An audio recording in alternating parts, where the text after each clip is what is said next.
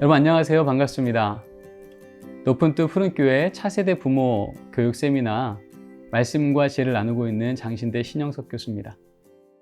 우린 지난주에 우리 자녀 세대의 신앙전수, 교회 학교가 책임지지 않고 교회가 책임져야 된다는 이야기를 함께 나누었습니다.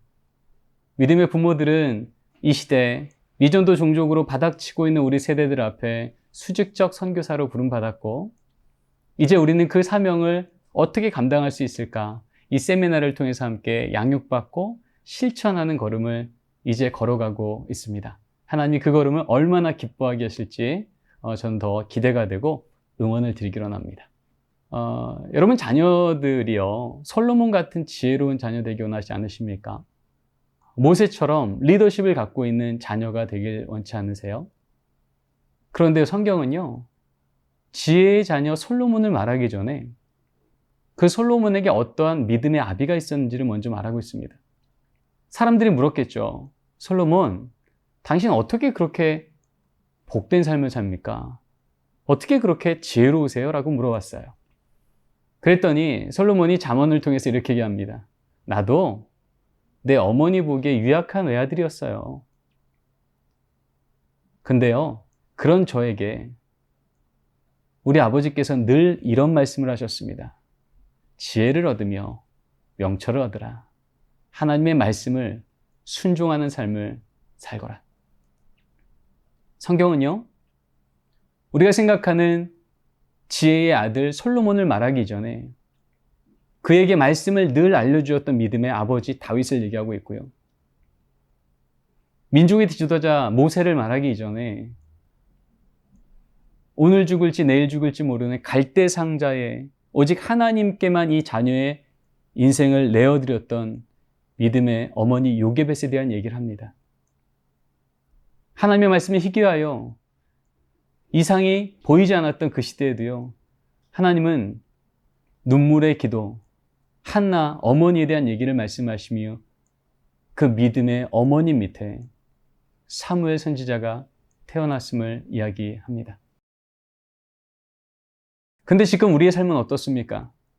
정말 우리가 이 시대에 말씀의 아비 다윗처럼, 믿음의 어미 요게벳처럼, 기도의 어머니 한나처럼 그렇게 우리 자녀를 믿음으로 길러가고 있을까요? 코로나를 경험하면서 지금 믿음의 가정에서는 어떤 사건들이 일어나고 있는지 궁금했습니다. 그래서 조사했던 자료 보면 예수 믿는 부모 세대 1,500명을 대상으로 이렇게 물어봤죠. 부모님, 지금 가정 안에서 우리 자녀들을 양육할 때 어떤 영역의 교육을 우선적으로 하고 계십니까? 라고 물었어요. 인성교육, 지성교육, 진로교육, 신앙교육이었어요. 그런데 결과는 너무나도 충격적이었습니다. 신앙교육은 그 4가지 교육 중에 가장 하위에 해당됐습니다. 아니, 예수 믿는 가정과 그렇지 않은 가정을 섞어서 물어본 게 아니라니까요. 예수 믿는 가정 안에 부모님들에게만 물어봤는데 실질적으로 신앙교육은 가장 최하위의 우선순위였더라는 겁니다. 이렇게도 확인해 봤죠. 예수 믿는 부모님한테 물어봤어요. 아버님, 혹시 자녀의 신앙 양육에 어느 정도 관여하십니까? 물어봤어요. 그랬더니 저는 전혀 관여하지 않는데요. 별로 관여하지 않는데요가 45%에 해당됐습니다. 정말 우리 자녀의 삶 속에 이 신앙이, 하나님을 아는 것이 얼마나 귀한지를 아는 부모라면 정말 전혀 관여하지 않습니다가 45%나 나올 수 있을까? 이러한 우리의 현장을 볼 때 예수 믿는 부모 세대 17%, 우리 자녀 세대 3.8% 미전도 종족. 이것은 어찌 보면 이상한 게 아니라 우리 믿음의 부모의 걸음 앞에 하나님께서 경고하시는 영적인 회기점이 되어야지 않을까라는 생각을 하게 됩니다. 그러나 우리에게 여전히 소망이 있으면 무엇일까요?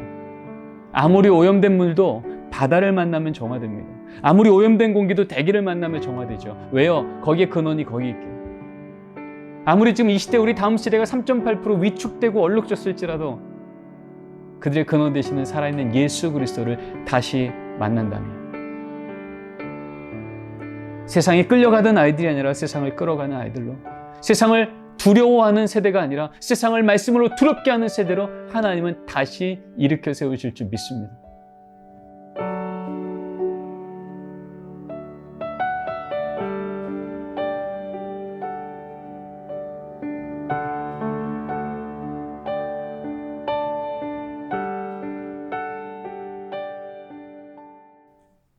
그러게 하나님은요, 바벨탑 사건으로 인해서 이 땅 가운데 하나님 하는 백성들이 다 흩어져 버린 그때에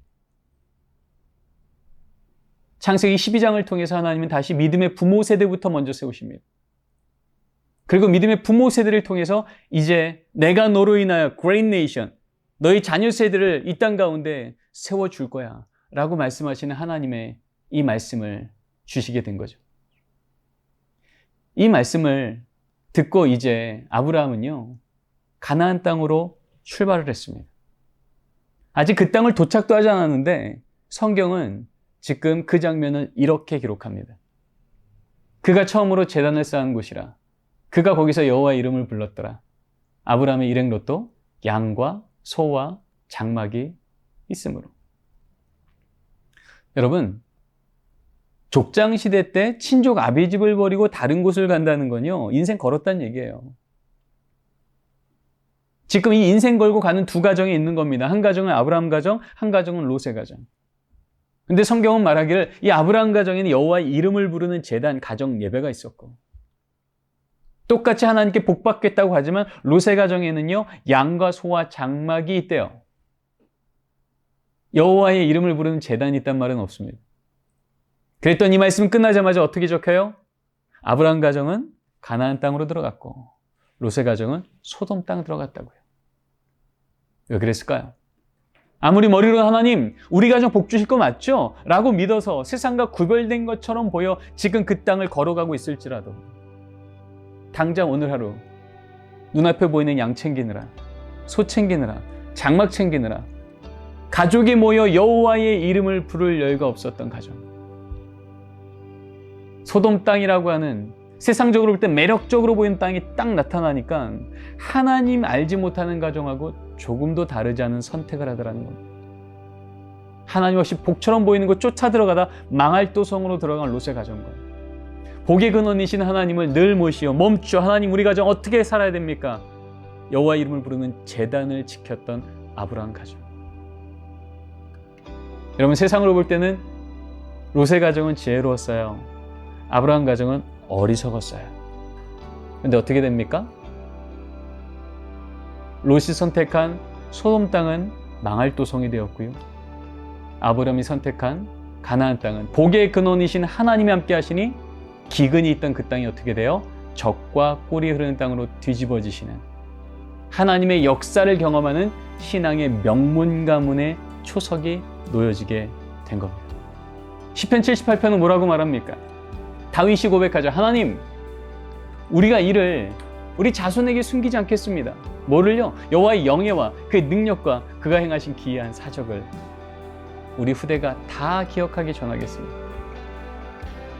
다윗이 고백하는 거예요. 하나님, 작은 물맷돌 하나로 골리앗을 쓰러뜨렸던 그 하나님의 놀라운 기적을, 제가 고백하는 이 하나님에 대한 역사를 우리 자녀가 조금도 변개되지 않고 잊지 않고 다 기억할 수 있도록 우리 자녀 세대에게 전하겠습니다.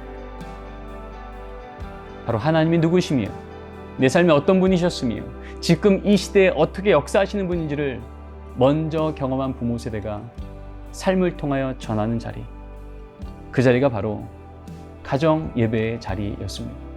2000년 교회사는 바로 이러한 말씀을 따라서 신앙을 전수한 가정들마다 얼마나 다음 세대가 강력하게 섰는지를 우리에게 기억나게 해줍니다. 성 크리소스톰, 알렉산드레 클레멘, 성 어거스틴, 아마 들어보셨을 거예요. 초대교회 대표적인 교부들이죠. 이분들의 목회 서신을 보면 공통적으로 나오는 선언이 있습니다. 이런 말이죠. 가정 안에서 거룩한 의례를 실시하십시오. 예수님 알지 못하는 가정에서는 도대체 보이지 않는, 그러나 예수 믿는 가정에서는 반복적으로 보이는 삶의 패턴, 거룩한 의례요. 가족이 모여 하나님의 말씀을 읽으며 위기가 오면 무릎 꿇어 기도하며 감사한 일이 생기면 찬양하는 그 의례가 반복적으로 있을 수 있게 지켜내라는 거였어요. 그랬더니 어떤 일이 생겨요? 세상은 여전히 로마가 득세하고 있는데 예수 믿는 것은 여전히 위협이고 손해인데 그 다음 세대가 신앙을 끊어지는 게 아닌 신앙을 더 강력하게 세워지는 것을 보게 되었다는 겁니다. 500년 전이요. 오직 하나님 말씀만으로 1000년간 신음하던 교회가 다시 건강하게 살아났던 바로 그 한복판에서 마틴 루터, 존 켈빈, 지빙글리, 우리가 알고 있는 종교개혁자들이 공통적으로 했던 선언이 이겁니다. 가정은 작은 교회요. 언약 공동체입니다.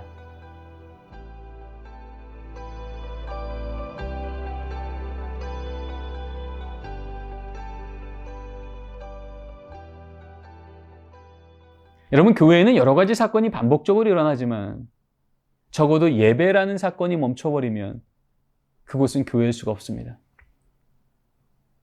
한마디로 예수 믿는 가정은 예배가 멈추지 말고 정기적으로 드려져야 된다는 거예요. 언약 공동체요. 예수 믿는 가정은 같은 피만 공유되는 것이 아니라 예수 그리스도의 보혈의 피. 이 부모 세대가 고백하는 신앙의 고백이 조금 더 변개되지 않고 우리 자녀 세대와 공유되어지는 언약 공동체가 진짜 예수 믿는 가정인 것을 기억하라는 거예요. 그래서 마틴 루터는 1522년도에 가정예배 설교집이라는 책을 발간하며 이런 얘기를 하죠. 믿음의 부모는 가정의 설교자입니다. 여러분, 이것이 오직 하나님의 말씀만으로 다시 교회가 건강하게 선다는 것, 이 시대의 악함과 상관없이 우리 다음 세대를 세우시는 하나님의 사역을 동참하는 것이 무엇인지를 우리에게 말하고 있는 거죠. 100년이 지났습니다. 정교도 시대죠. 이땐 아예 총회와 교회에서 가정 안에서 말씀과 기도로 자녀와 함께 이 신앙적 삶을 살아내는 것을 엄격하게 지도하기 시작합니다.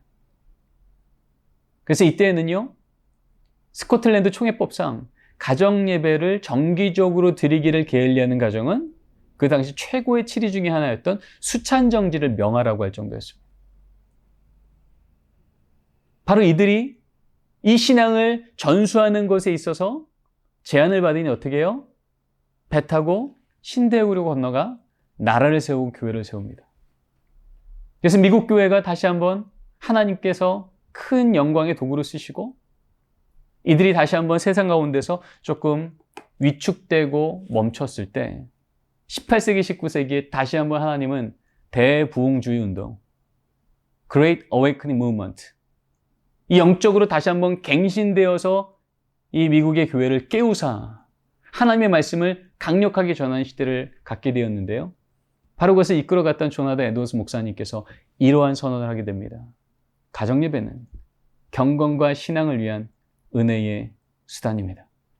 한마디로 여러분의 가정이 경건하기 원합니까? 여러분의 자녀가 신앙 갖기 원합니까? 그렇다면 은혜의 수단, means of grace, 하나님의 그 은혜가 부어지는 그 주된 통로가 바로 가정의 예배 시간인 것을 잊지 말라고 얘기한 거예요. 여러분이 조선 땅 136년 전에 이 땅에 복음 들고 왔던 20대 젊은 청년 선교사님이에요.